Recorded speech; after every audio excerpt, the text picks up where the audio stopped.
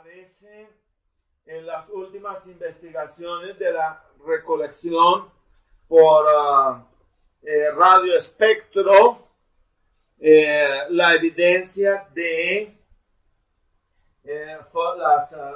rayos cónicos, atómicos cónicos, lo que se llama la inflación cósmica, dando a entender que hay unas emisiones en el universo en forma cónica que mostrarían que todo tuvo un solo y un mismo origen, ¿no?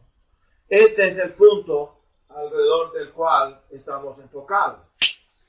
Se había hecho el planteamiento de que la velocidad máxima de física atómica nuclear, la velocidad energética era de 300,000 kilómetros por hora y que más allí no existiría nada porque toda partícula se desintegraría.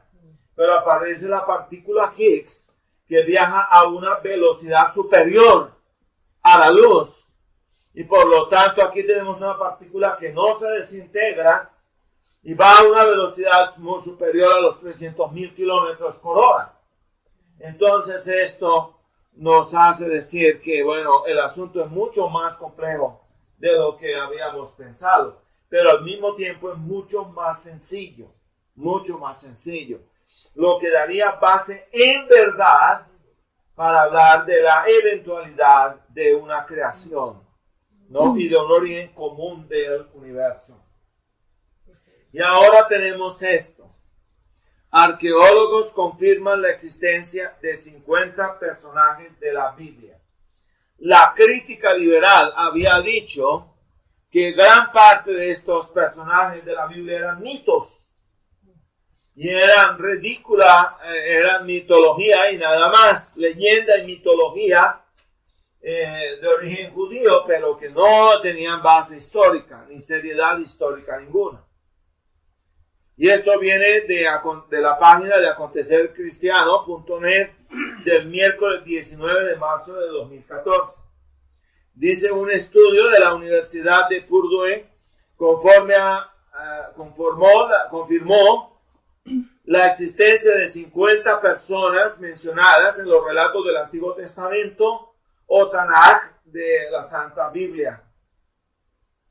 El informe se halla firmado por el investigador Laurencio Mikitiuk e incluye a reyes de Israel y de Mesopotamia, lo mismo que de Egipto, pues son los personajes cuya existencia se ha confirmado.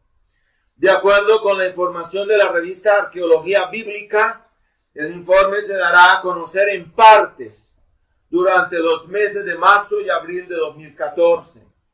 Una de las partes del documento que ya se ha presentado también muestra figuras menos conocidas de la Biblia que fueron objeto de mucho estudio y podrían determinarse como personajes verdaderos. Comillas, por lo menos 50 personas que se mencionan en la Biblia se han identificado con el registro arqueológico. Sus nombres aparecen en inscripciones escritas durante el periodo descrito en la Biblia y en la mayoría de los casos en o muy cerca de la vida de la persona identificada. Cierro comillas, escribió el investigador Laurencio Mikitiuk. De acuerdo con la arqueología bíblica, pronto, con comillas, una amplia documentación bíblica y arqueológica apoyando el estudio será publicado en una colección completa de referencias bíblicas e inscripciones relativas a cada una de las 50 personas.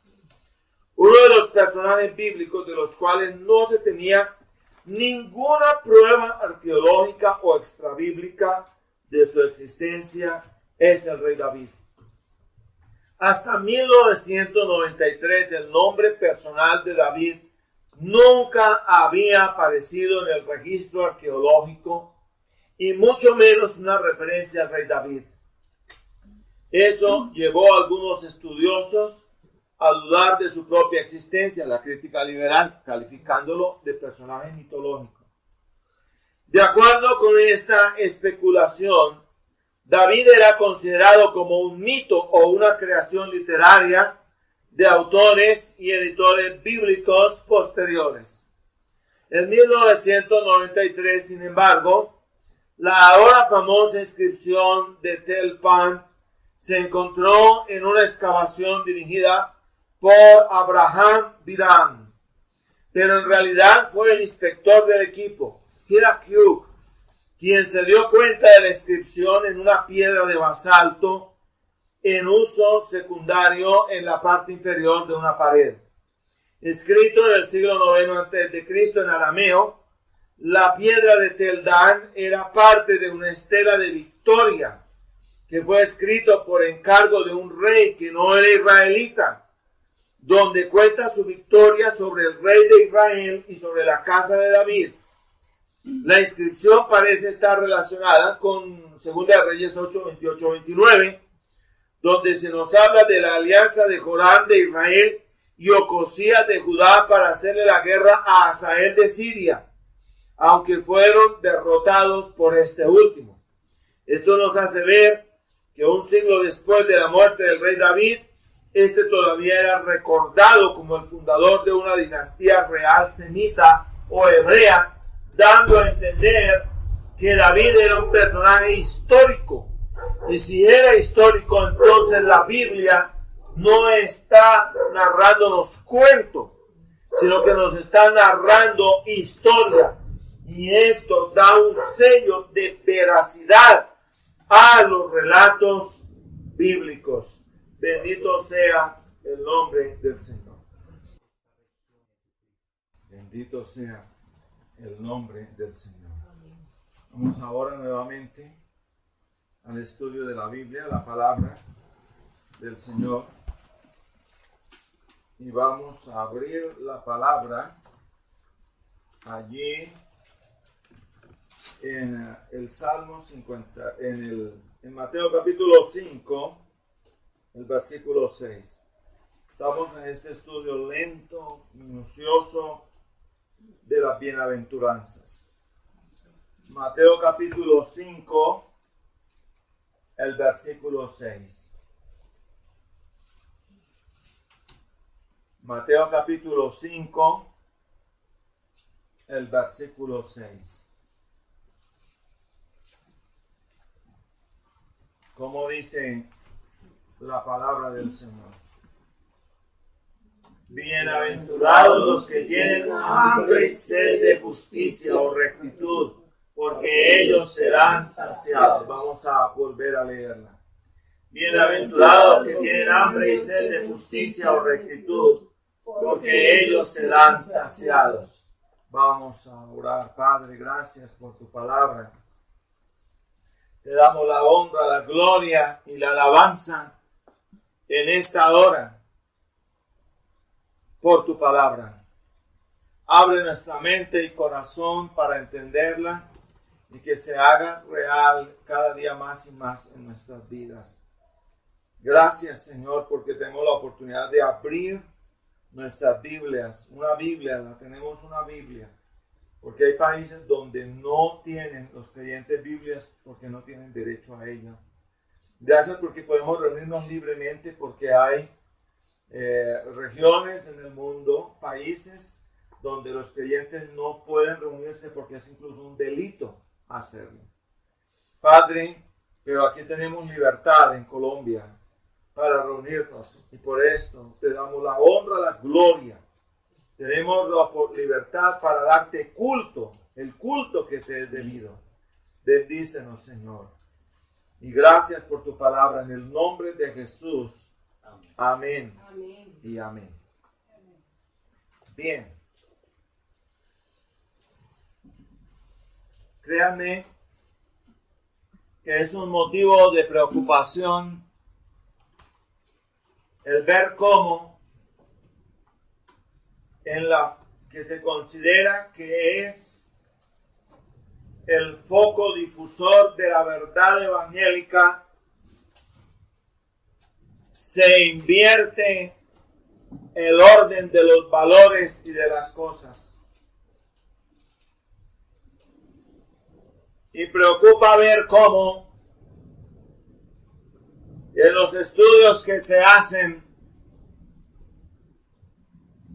sobre el motivo para la elección por parte de los que se dicen los nuevos cristianos en Colombia, y no solamente en Colombia, sino en América Latina y también en el mundo. ¿Cuál es la base por la cual escogen ser miembros de la iglesia? Y dentro de una selección de múltiples posibilidades en dichos estudios y encuestas, está porque tiene un mejor parqueadero, en otras por el estatus social, en otras por el estilo. Me gusta el estilo, especialmente si se trata de iglesia chévere, como Dona. Pero no es porque se esté buscando la verdad, en el sentido no solamente del estudio teológico y sistemático, sino aún más allá en el estilo vivencial. Y casi que muy poco y para nada se mira por la fuente doctrinal de la iglesia. Si es bautista o carismática o pedobautista, o se mira si es metodista o con énfasis en la santidad. Nada de esto parece importar, como que eso da igual. Y entonces ya la verdad como que poco interesa. O incluso si es una iglesia de teología liberal o de teología de la liberación total, si cuadra más bien a mi club al cual quiero pertenecer, ¿no? Y ser recibido en el club, entonces me congrego ahí. Pero entonces no existe esta eventualidad del anhelo de la verdad. El anhelo de la verdad. Y no interesa desde que se oiga bien la emisora que estoy oyendo, chévere.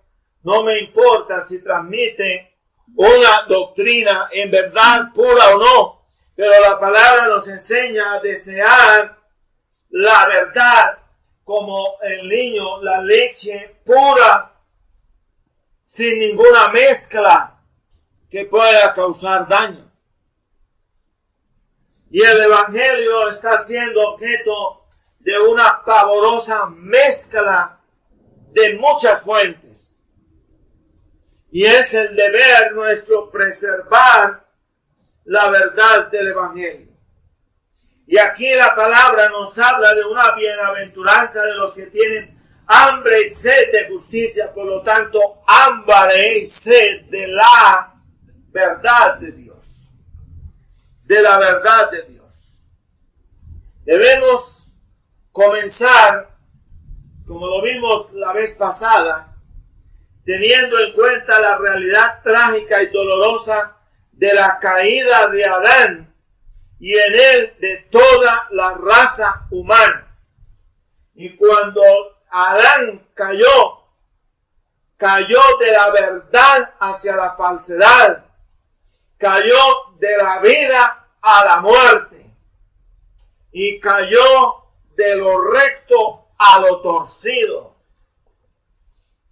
Y eso lo podemos ver bien en Romanos, el capítulo 5, en los versículos 12 al 21, de los cuales ya conocimos ampliamente por nuestro estudio de la semana pasada.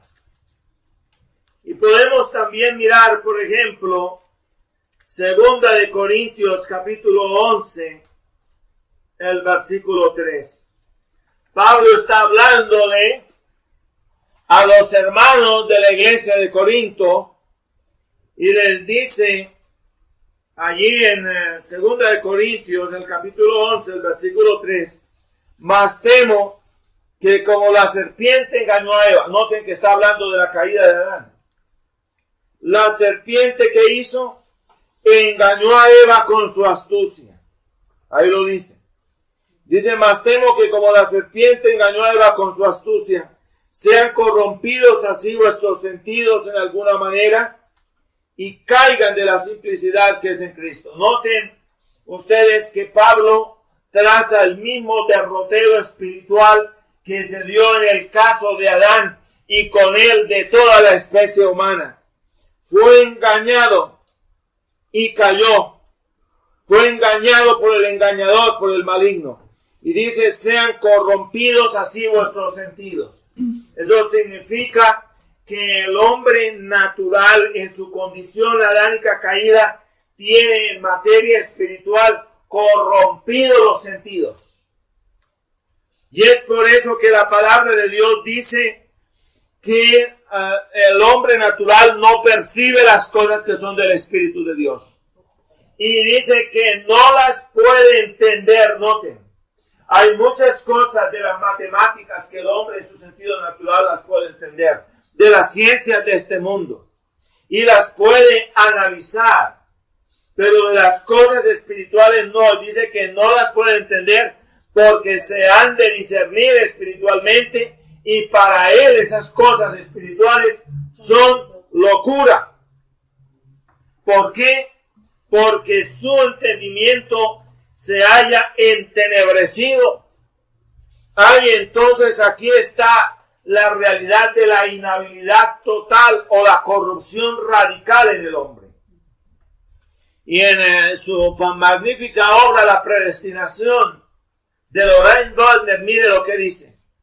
La doctrina de la inhabilidad total que declara que el hombre está muerto en pecado no significa que todos los hombres sean igual de malos, ni que algún hombre sea tan malo como pudiera ser, ni que exista alguna persona destituida por completo de virtud. Nada de eso se está negando, ¿no? Hay personas muy virtuosas y filantrópicas y de buenos sentimientos, pero no han nacido de nuevo y están muertas espiritualmente, ¿no? Ni que la naturaleza humana sea mala en sí misma, ni que el espíritu del hombre esté inactivo, ni mucho menos que el cuerpo esté muerto. Lo que en realidad significa es que el hombre desde la caída se encuentra bajo la maldición del pecado, que es movido por principios pecaminosos y que es incapaz de amar a Dios o de hacer algo que haya de ameritar la salvación. Su corrupción es extensiva, pero no necesariamente intensiva. Significa que la naturaleza pecaminosa afecta todas las áreas de la vida de la persona. Es en este sentido que el hombre desde la caída, comillas, se encuentra completamente desinclinado, incapacitado y opuesto a todo bien e inclinado a todo mal, cierro comillas. Su voluntad está inclinada contra Dios de forma permanente y de manera instintiva y voluntaria se torna hacia el mal. ¿Por qué? Porque su naturaleza es hacia el mal. Nace enajenado de Dios y peca por elección. Su inhabilidad no consiste en la inhabilidad de ejercer su voluntad libremente, sino en la inhabilidad de querer ejercer voliciones santas según el orden de Dios.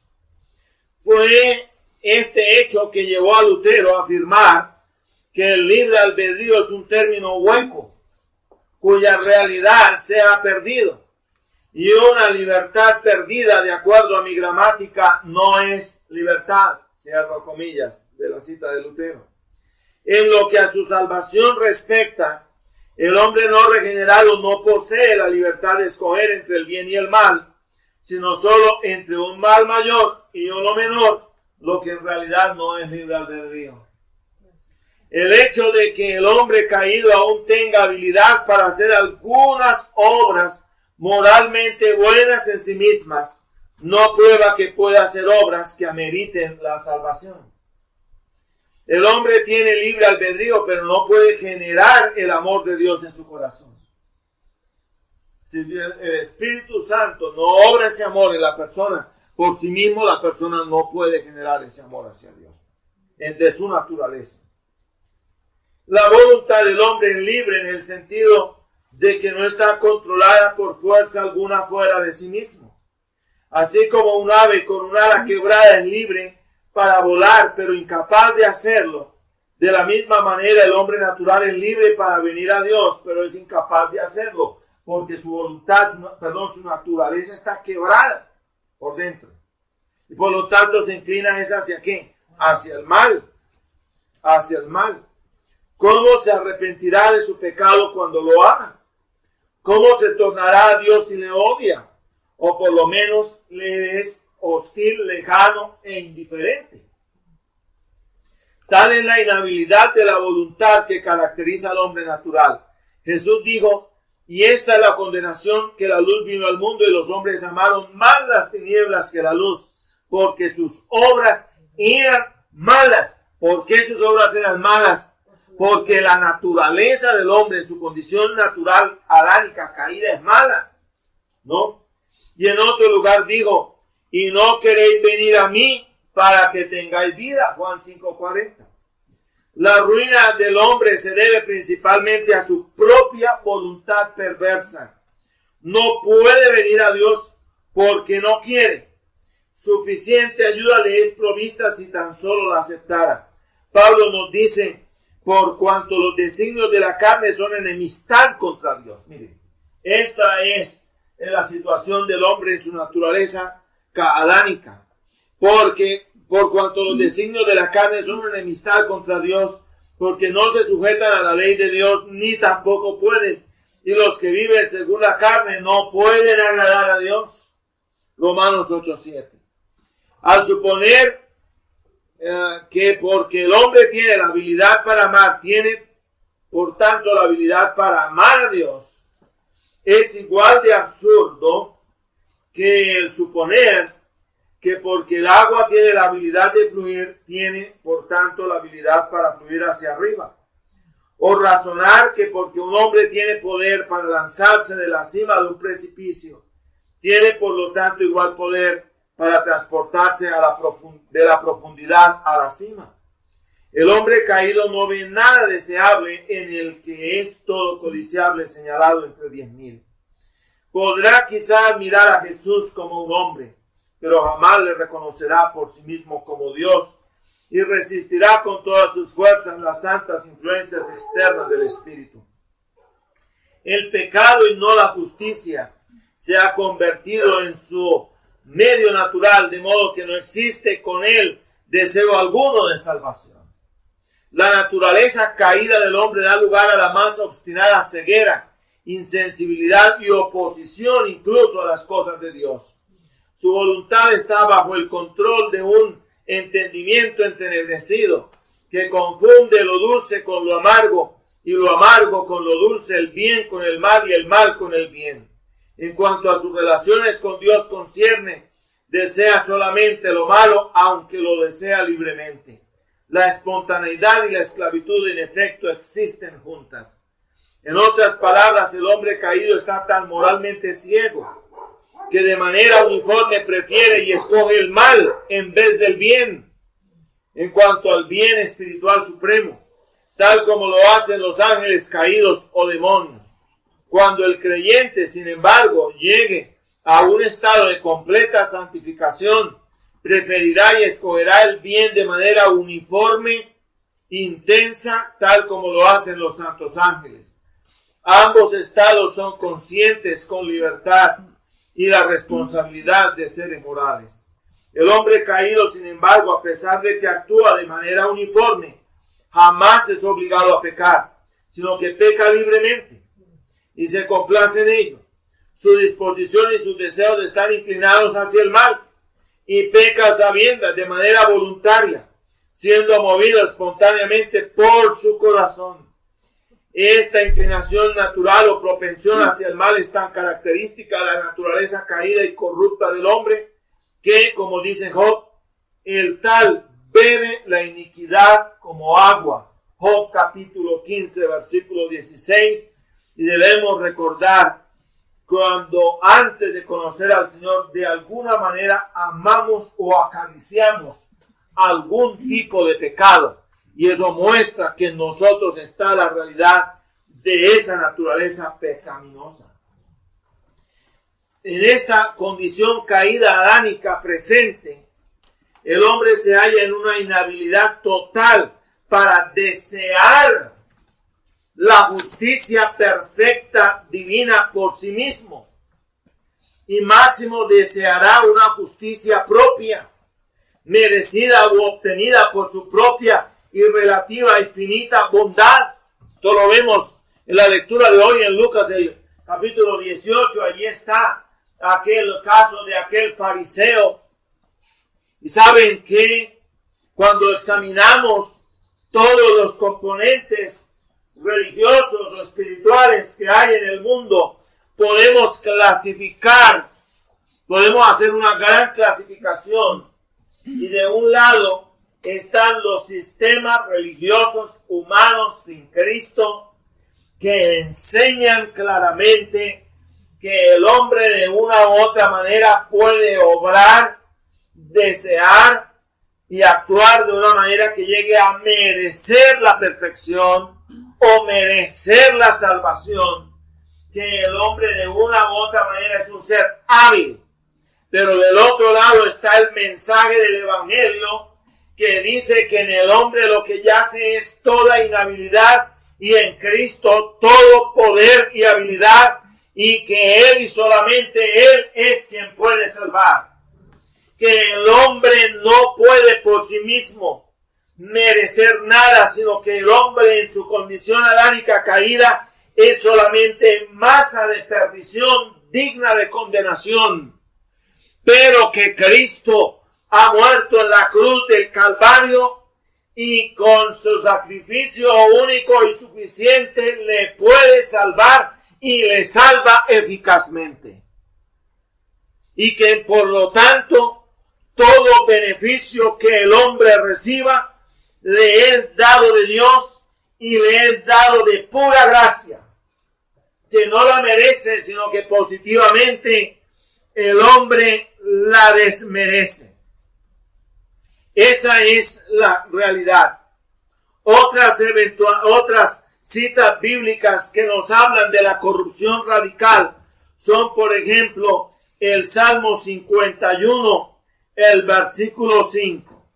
En el Salmo 51, el versículo 5, está hablando David, el salmista David, un creyente, incluso ya nacido de nuevo. Pero miren lo que dice de su condición original. Dice: he aquí, el dolor, mi iniquidad me ha hecho revolcar.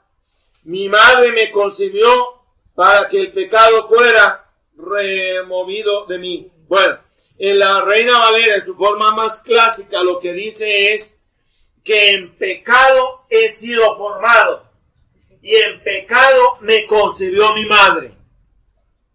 Es decir, fui concebido en una condición pecaminosa. Está ahí en la condición natural original. Todo ser humano nace pecador. Todo ser humano nace, por lo tanto, muerto espiritualmente. En pecado he sido formado y en pecado me concibió mi madre. Esa es la constante de todo ser humano. Y podemos mirar lo que dice también Romanos, el capítulo 3, los versículos 10 al 12. Que pues, como está escrito, no hay justo ni aun uno. No hay quien entienda, no hay quien busque a Dios. Todos se apartaron, a uno fueron hechos inútiles. No hay quien haga lo bueno, no hay ni aun uno. Todo ser humano ha pecado. No hay ninguno que viva una vida perfecta sin pecado. Todos de una u otra manera somos pecadores. Miren esto. Y es en esa condición natural sin Cristo que nosotros estábamos cuando nos fue predicada la palabra divina en ley y evangelio. Y el Espíritu de Cristo obró en nosotros el querer y el hacer. Y eso lo dice en Filipenses 2:13. Porque Dios es el que en vosotros obra así el querer como el hacer por su buena voluntad. Dice el gran San Agustín de Hipona que él se hallaba en una vida placentera, en la vida de sus deleites, en este mundo peregrino de pecado. Pero Dios de una u otra manera obró en él, porque en sus estudios se vio obligado a leer el Hortensio de Cicerón. Y en esa lectura de esta obra se obró en él una sed y un despertar, y comenzó a despertar. Todos sabemos que Cicerón era un estoico, por lo tanto era un moralista. Y comenzó entonces a obrarse el despertar por conocer lo que era la verdad. Y se inicia entonces un largo camino en la vida espiritual de Agustín hasta llegar a encontrar la verdad en la lectura de la epístola del apóstol Pablo a los romanos. Y entonces es cuando vino su conversión y nuevo nacimiento. Y por medio de él fue obrada en nuestros corazones la fe para creer en su gracia salvadora. Y lo que dice Filipenses 1:29 es porque a vosotros os es concedido a causa de Cristo, no solamente que creáis en él, sino que padezcáis por él. Noten que nos es concedido creer en él. Es una facultad que es obrada en la persona por el Espíritu Santo. De ese modo hemos sido regenerados de nuestra condición espiritual original, natural, adánica, caída sin Cristo. Y por eso ahora anhelamos esta justicia que nos es inherente en nosotros.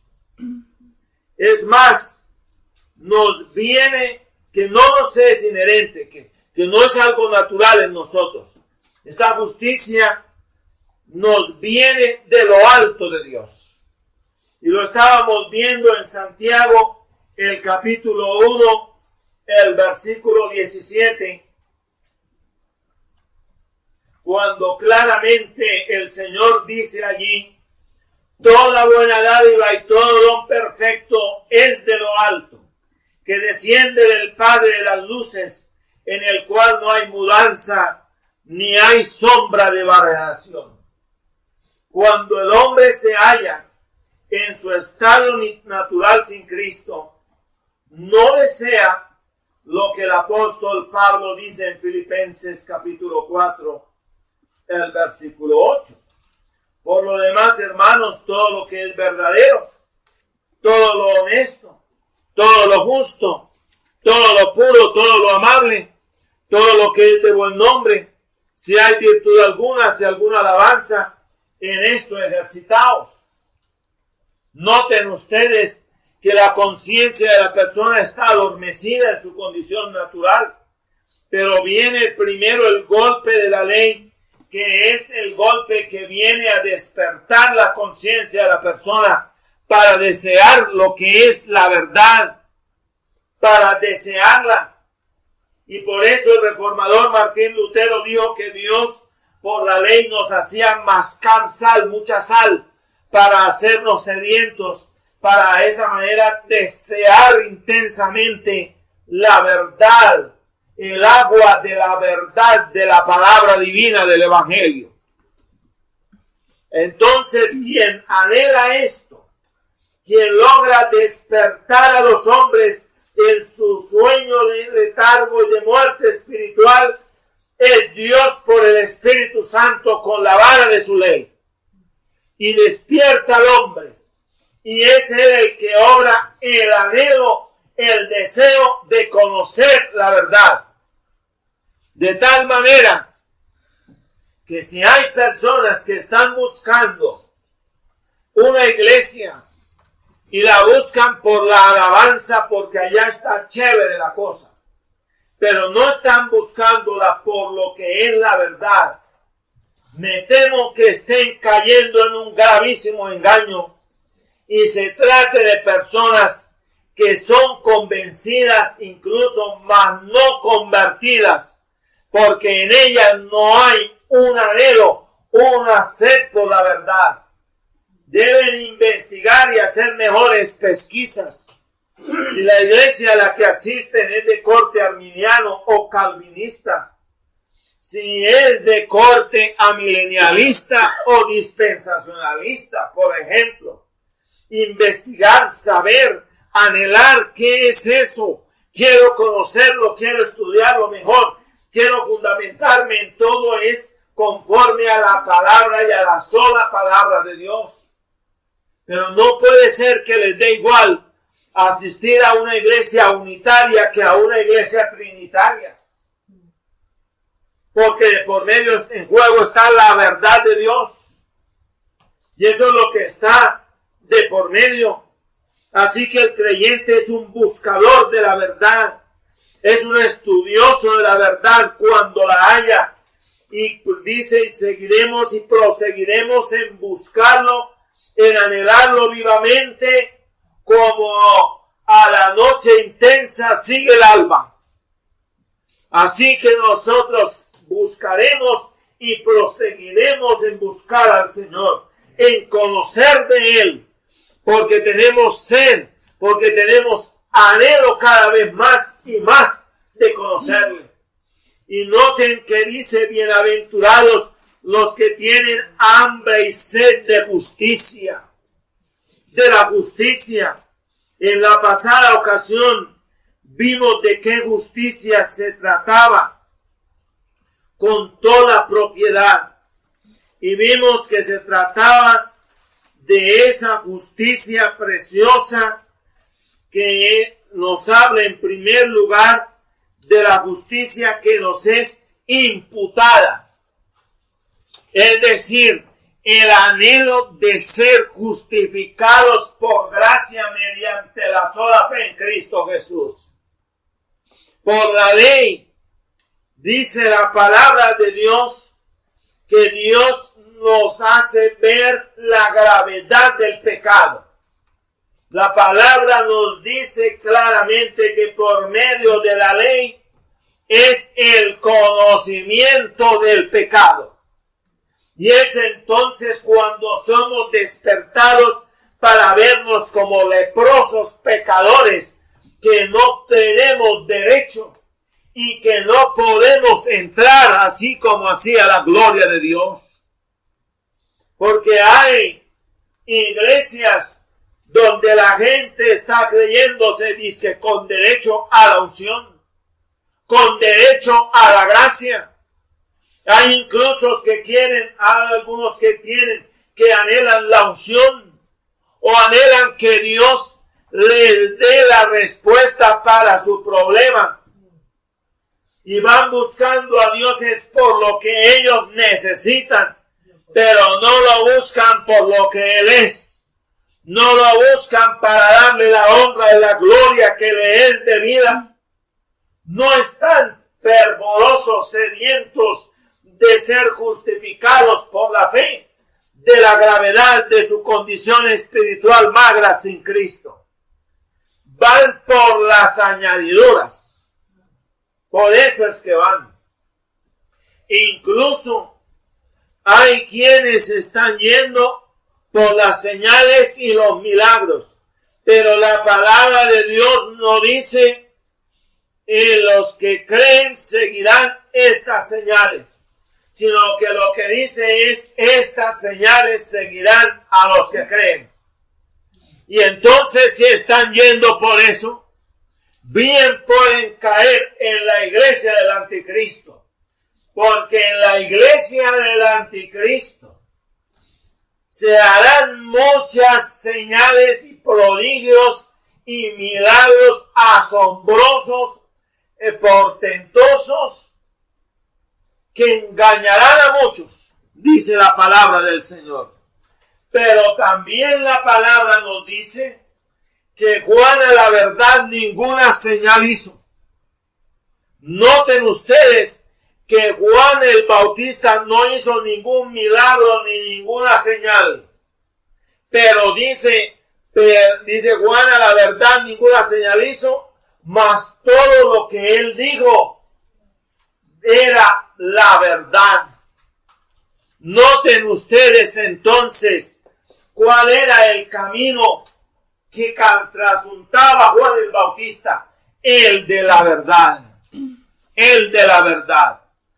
Y si ustedes miran bien la vida de Zorobabel, de Esdras y de Nehemías, notarán ustedes que estos fueron hombres usados por Dios, especialmente Esdras, para entronizar o entronar la ley en el proceso de restauración parcial de Israel en Eretz Israel o la Tierra Santa en la época del siglo V antes de Cristo. Pero notarán que no hicieron milagros ningunos. Y sin embargo eran hombres y siervos de Dios. Diríamos que muchos preferiríamos a Moisés y preferiríamos a Josué, pero poco y nada a Zorobabel, poco y nada a Nehemías, poco y nada a Esdras, porque no hicieron portentos, ni señales, ni milagros, ni maravillas. No los hicieron. Ellos no hicieron nada de esto. Pero eran hombres que estaban en el plan de Dios. Porque cuando Dios le dio al profeta Daniel la revelación de la profecía de las 70 semanas, la pregunta de Daniel era: ¿y ahora qué va a pasar con tu pueblo, Señor? ¿Qué va a pasar con Israel? Y el Señor le dijo: 70 semanas están determinadas sobre tu pueblo y sobre la santa ciudad. 70. Sabe y entiende, hombre, que desde la orden de la reconstrucción de la ciudad de Jerusalén hasta el Mesías príncipe, habrán 62 semanas y 7 semanas, o sea, 69 semanas. Y notarán ustedes que el instrumento usado por Dios para que se diera esa orden, ese decreto, para reconstruir los muros de Jerusalén, era Nehemías. Por lo tanto, Nehemías estaba en los planes de Dios. Y fue un hombre usado por Dios. Pero no hizo ninguna señal ni milagros. Y entonces esto nos enseña algo muy importante. Nosotros debemos no ir tras los milagros, otras señales, un sentir de las cosas, sino ir detrás de la verdad.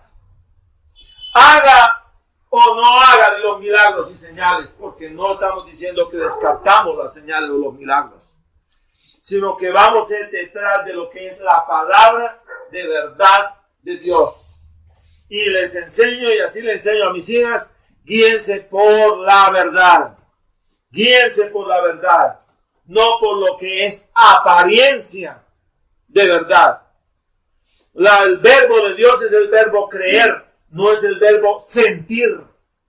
No nos guiamos por lo que sentimos, nos guiamos por lo que creemos, conforme a esta bendita palabra de Dios. Y entonces, eso significa que en un momento dado, repito, cuando la palabra nos habla de hambre y sed de justicia, es de la justicia que es de Dios. Hambre y sed de la justicia que viene de lo alto. En la historia de la Pola, en el momento cuando ella vio que ese tribunal que la juzgaba era un tribunal amañado y títere, mirando hacia el crucifijo que presidía la sesión, dijo: oh Dios, a tu justicia me acojo.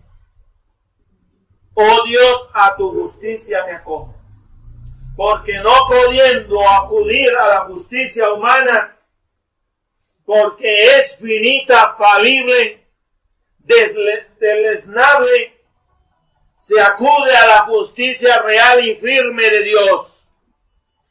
Y esa justicia es real, esa justicia es firme, esa justicia es abundante para aquel que viene a Cristo. Porque dice, y el que a mí viene, no le echo fuera. Pero ¿por qué viene? Viene porque es traído del Padre. Y viene esa persona porque Dios la ha despertado y ha obrado en ella el querer como el hacer. Y por eso esta persona que antes era indiferente, que no tenía ni sentía necesidad alguna de Dios, esta persona ahora, viendo su condición de pecador necesitado de la gracia, acude penitente a Cristo, gimiendo y pidiéndole el perdón y la justificación de gracia. De gracia la pide, de gracia clama ante Dios y solicita esta bondad. Ay, anhela vivamente ser justificado de gracia, ser perdonado de gracia. Entonces, él está anhelando una justicia que le es imputada, la justicia de Dios que justifica por gracia mediante la sola fe. Y allí viene la buena nueva del Evangelio. Por gracia sois salvos por medio de la fe, y esto no de vosotros, pues es don de Dios, no por obras para que nadie se gloríe.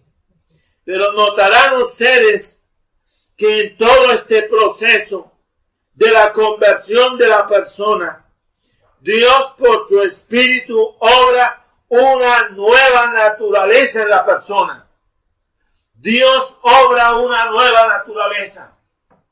De tal manera que ahora Dios obra también el querer y el hacer de lo santo, lo que es santo.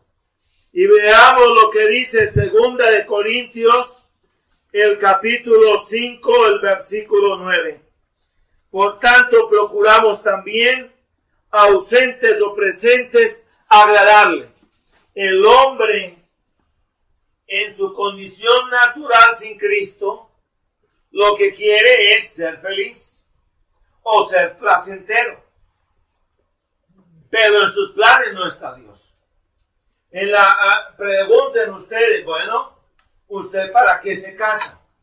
Y se darán cuenta que el 99.95% de los encuestados dirán, para ser feliz, para cumplir mi anhelo de tener un hogar. Pero no dicen para la honra y gloria de Dios. Eso no está en sus planes. ¿Para qué se levanta? No para trabajar, para hacer no sé qué. Pero no dice para buscar la presencia del Señor, para orar, para cantar un himno. No, nada. No está nada de esto está en los planes del hombre sin Cristo. De eso, nada de esto está.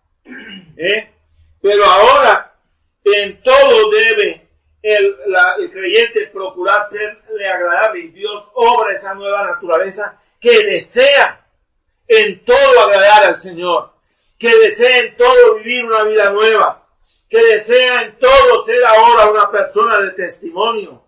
No falta el que un creyente en un momento dado flaquee. Pero ahora el creyente anhela lo que antes no anhelaba.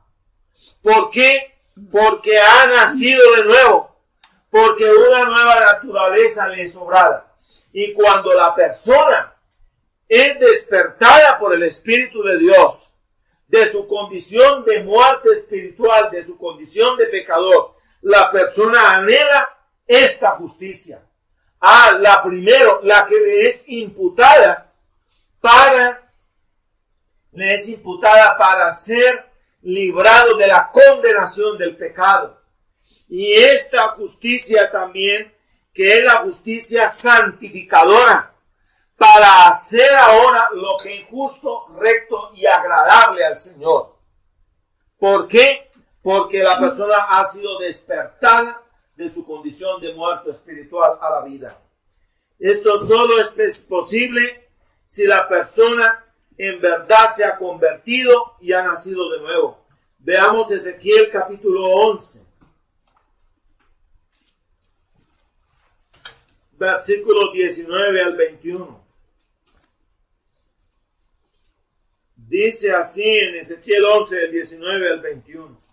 Y les daré un corazón y espíritu nuevo daré en sus entrañas, y quitaré el corazón de piedra de su carne, y les daré corazón de carne, para que anden en mis ordenanzas, y guarden mis juicios, y los cumplan, y me sean por pueblo, yo sea ellos por Dios. Mas a aquellos cuyo corazón anda tras el deseo de sus contaminaciones, noten, esa es la condición del hombre sin Cristo. Anda tras el deseo de sus contaminaciones y de sus abominaciones. Yo tornaré su camino sobre sus cabezas, digo el Señor. Pero dice, les daré un corazón y espíritu nuevo. Eso es lo que les voy a dar. Ese es el nuevo nacimiento, el implante. Yo le voy a quitar esto. A Christian Barnard se le dijo, usted es el primero que hace esto. Felicitaciones, el trasplante de corazón. Y él dijo que él no era el primero. Y en esa ocasión le dio honra y gloria a Dios. Dijo que cuando él era un estudiante y él leyó esto vivamente. Y fue cuando deseó ser cardiólogo. Porque aquí leyó del trasplante de corazón. Y digo que Dios fue el primero. Dijo, el primero cardiólogo fue Dios. Y el primer anestesiólogo. Porque Dios anestesió a Adán y operó para sacar de allí, de su costilla, a Eva. Y Dios obra en la persona y le quita el corazón de piedra para darle un corazón de carne. Un corazón sensible a Dios. Un corazón recto delante de Dios. Dios obra este anhelo en nosotros por la aplicación eficaz de la vara de su ley. Entonces anhelamos ser redimidos, justificados, limpiados, santificados, perfeccionados, preservados, etc. Y la pregunta es, ¿anhelas ser redimido con la sangre del Cordero? ¿Anhelas la vida santa, limpia? ¿Qué es lo que anhelas? ¿O anhelas la vida del licor? ¿O anhelas la vida de los juegos, de naipe, de los placeres del mundo? Dime qué es lo que anhelas y yo te diré si estás vivo o muerto espiritualmente. ¿Acaso anhelas vivamente los caminos de justicia? ¿O lo que anhelas es el soborno, la torcedura del derecho para apropiarte por avaricia de la propiedad o el dinero de otro? Hay quienes viven para la estafa y en sus camas planean el mal, dice la palabra, y se levantan porque tienen poder para hacerlo. Ellos viven para ese deseo, para adquirir la plata como sea. Y si viven para eso es porque están muertos espiritualmente. No están vivos espiritualmente. Para ellos no es esta bienaventuranza. O es que la persona se levanta para buscar de Dios, para anhelar a Dios, para buscar lo recto, lo limpio, lo santo. Aquí, ¿qué es lo que anhela? ¿Qué es lo que desea? Desea la justicia de Dios, desea lo puro de Dios, desea el tesoro de la sabiduría de Dios que nos habla en Proverbios capítulo 8, o desea los dineros de los deleites de pecado, los bienes, el poder, el imperio del poder por el poder. Qué cosa tan impresionante, cómo aman los hombres el poder, decía Gaitán.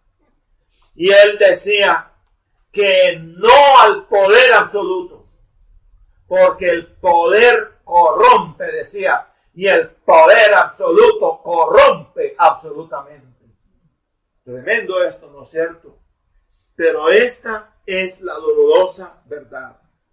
Pero la bienaventuranza es para el que desea y siente ese anhelo de Dios. En la mañana se despierta y anhela como el siervo brama por límpidas corrientes. Así brama por ti, oh Dios, el alma mía. ¿Qué es lo que anhelas? ¿Cuál es la meta de tu vida? Dime cuál es, si está el Señor en tus planes o no está. Si es el centro de tu vida o no es. Si anhelas vivamente la justicia de Dios por gracia para un arrepentimiento y una conversión y un cambio de vida para la honra y gloria de Dios o no. Y yo te diré si estás vivo o está muerto espiritualmente. Bendito sea el nombre de Dios. Y hoy hay muchos que tienen comezón de oír. Ahí nos lo dice 2 de Timoteo, el capítulo 4, el versículo 3. Porque vendrá tiempo cuando no sufrirán la sana doctrina. ¿Compagina esto con lo que hemos hablado hoy o no? Hay iglesias donde ya no sufren la sana doctrina. Y uno les va a señalar el error y, mejor dicho, casi si le pegan a uno, quién sabe qué. Porque cuando no sufrirán la sana doctrina, antes teniendo las orejas sarnosas, se amontonarán maestros que les hablan conforme a sus concupiscencias, y así apartarán de la verdad el oído y se volverán a las fábulas. Para agosto de este año vendrá, si el Señor no ha venido antes y si es su voluntad, Henry Tolopilo, del programa Gracias a Vosotros, el representante hispano del ministerio de John MacArthur. Todavía no sabemos exactamente en qué sitio va a estar para las conferencias, pero sabemos, y lo voy a decir con nombre propio, que se va a traer al mismo tiempo en cierta iglesia secta que se hace llamar Centro Misionero Bethesda.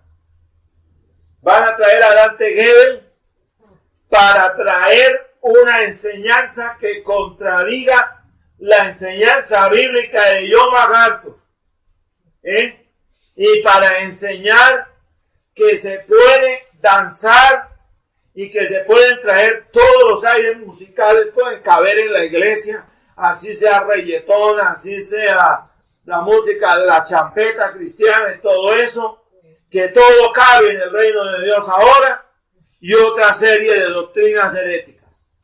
Y van a traer también al señor Cash Luna, ojo con esto, que enseña la doctrina de la divinidad del creyente, que el creyente es un pequeño Dios en sí mismo, que se llama Jehová Junior, que todo creyente, porque todos somos pequeños dioses.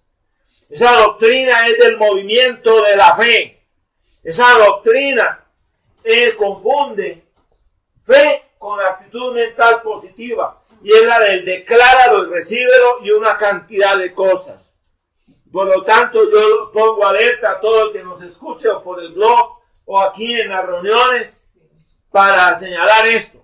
Pero noten que dice que no sufrirán la sana doctrina, sino que hay algunos que van porque tienen comezón de oír, pero para oír las novelerías que quieren.